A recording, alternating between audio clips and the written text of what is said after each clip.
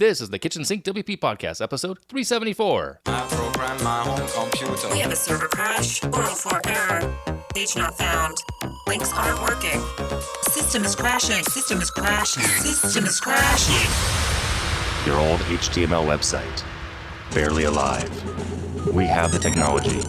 We have WordPress. A new website, better than it was before. Better, stronger, faster.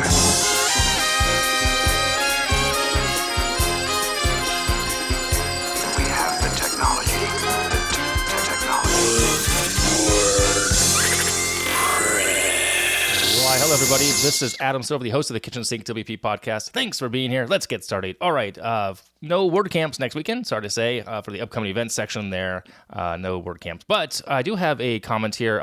Somebody posted online, Twitter, it was on Twitter. Pagely shared on Twitter that they have a bunch of job openings. Pagely is a hosting company. So check them out over at pagely.com/careers, looking for some engineering, looking for product marketing manager. Just look at the page right now for you. Sales dev, DevOps engineers, from remote to mid-level customer support platform. So they're looking for a whole bunch of people, all remote. They have a lot of great benefits. I know their team over there. I've met Josh, Pressnomics. So Josh and his wife are the team behind Pressnomics as well. Went to that conference a few years ago. Fantastic company, great crew. Check it out. All right, moving on. Segment 1 in the news. One thing to talk about here: Gravity Forms 2.5 is coming. From the release of this episode, it's the day after. So I believe it's going to start being rolled out on April 27th of 2021. I'm a long-time user, just so you know, full disclosure. I'm also an affiliate, but not about that right now. I've tested the beta 2.5. It's really cool. I've been using this for such a long time that I'm excited about this. I saw a sneak peek of what's to come in regards to future Gutenberg integrations.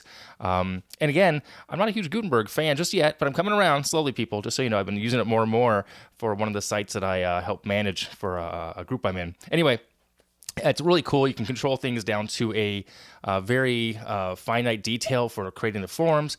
Really impressive. So check that out. Gravity Forms 2.5 comes out the last week of April 2021. Just keep that in mind. So I think they're going to do a rolling release so people can test it and whatnot, etc. So, all right, that's it for in the news. Yeah, moving on to meat potatoes. But first, I want to thank this week's sponsor. This week's episode is sponsored by the WOM. That's WOM. What's the WOM? Well, it stands for the WordPress Owner's Manual. It was created by my friend Kyle Van Dusen and Matt Siebert, and I want to tell you about it real quick, what exactly it is. Okay, so first and foremost, when clients decline your maintenance plan, it's not because your plan isn't great. I know this because mine's great, but it's because they don't truly understand how much work it takes to maintain their site on an ongoing basis. Now, even if you do your best to explain this, you risk sounding like a salesperson, pushing for another buck or something that they may not need, right? So, what can you do to help your clients understand the challenges they face without having to make the pitch? Let's say the pitch is in quotes. Well, you can deliver in the form of an easily customizable and reusable document, the Website Owner's Manual, or the WOM. It's a perfect way to communicate the benefits of a care plan in a tangible way. Basically, all the info they need for the proper care and maintenance of their website is included. The technical details of their hosting provider, their domain registrar, DNS records, and logins, a maintenance schedule for daily, weekly, monthly, and annual tasks, right? It's a troubleshooting guide for the most common problems WordPress websites face. You'll get email scripts to use for pre-sale and proposals, care plan rejection scripts, care plan acceptance, care plan retention, and even retroactive care plan scripts. So it's pretty cool. It's a really neat process. It's a great product. For more information, head over to theadminbar.com/WOM, WOM. Use the code SILVER, and you'll save 25% off. I mean, it's a great deal. Just so you know, it's $37 without the discount, so 25% off, even better. Thanks to Kyle and Matt for sponsoring this week's episode. All right, segment 2, meat potatoes. This week, I want to revisit the topic of niching down your WordPress work. There's a saying that goes, the riches are in the niches. So niche, I'm not sure. But I did discuss this topic 2 years back on episode 269. If you haven't listened to it, go back and listen to it. Well worth it, in my opinion. Now, the timing for me on this is interesting. As I looked at the calendar, it's been 2 years for my first discussion on this. Then this time last year, I was considering making a major change in my work life. But that didn't happen. And with that thing not happening, I set out to niche down my own offerings, which I'm finally, now a year later, getting to do. So why the delay, you ask? Well, of course, there's the pandemic, life happens, and, things just keep going sideways a little bit. Side hustles, my wife having COVID, all that kind of stuff took away the energy overall, right? And things just not going forward with the other pivot that I thought kind of deflated me a little bit. So anyway, with that, I've made the change to my agency's focus recently, and along with pricing and value adds. So now I really know my target audience. So we're no longer just taking any old site. I'm no longer trying to be just the generalist. I'm focusing myself, or my agency here. Our new focus is going to be learning management systems, e-commerce, and memberships. And the reason behind that, and they're all overlapping if you think about that, they really are. I mean, they're all going to need some sort of, integrations of e-commerce. Memberships have payments to it. Learning management has payments and it's a membership. So anyway, the reason being for me on this is the higher value proposition. And also I have experience in this now as well. I've built a few of these sites in the last year. So along with that, I've changed my inquiry form. I can pre-qualify leads. It's much more involved. It helps weed out the tire kickers, if you will. The form I used to have had more information about maintenance on there, basic maintenance plans that we offered, which I'm now changing that terminology as well. Talk about that in a second. And now it just has a much more onboarding, much more in-depth form. Okay. People can still go to the website and book a call with me, and that's free, and that's still fine, because I'd rather have that first 15, 20-minute phone call, and even maybe a light site audit, as I do.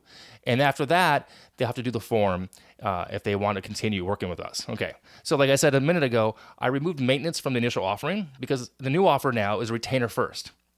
And I'm clear in the form on that page that if we didn't build your site, we need to work on a retainer first, because I need to make sure we are comfortable and knowledgeable about your site. Developers do things differently.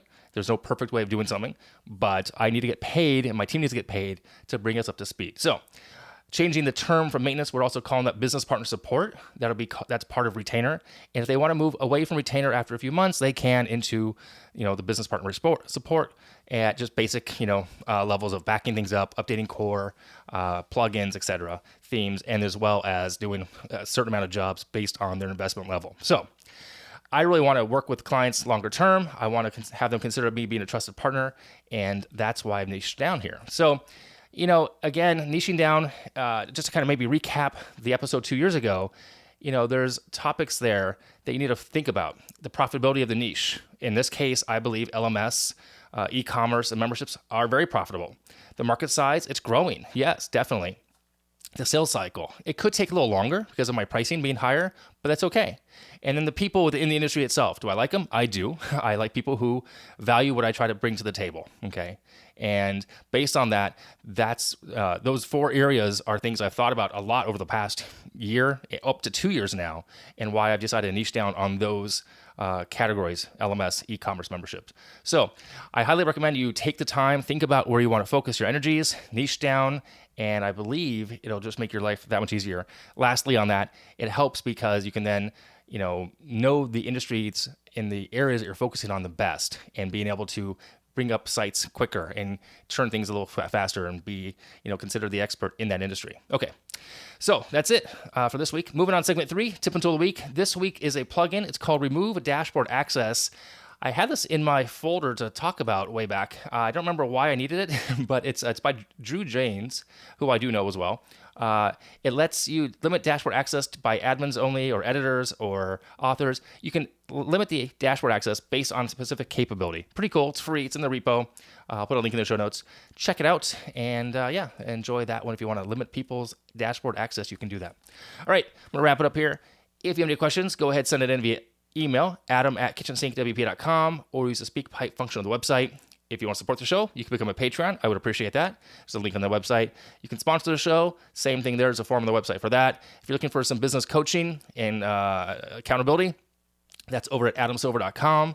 Thanks for listening. See you next week. Now go out and do some awesome things with WordPress. All right. Bye-bye.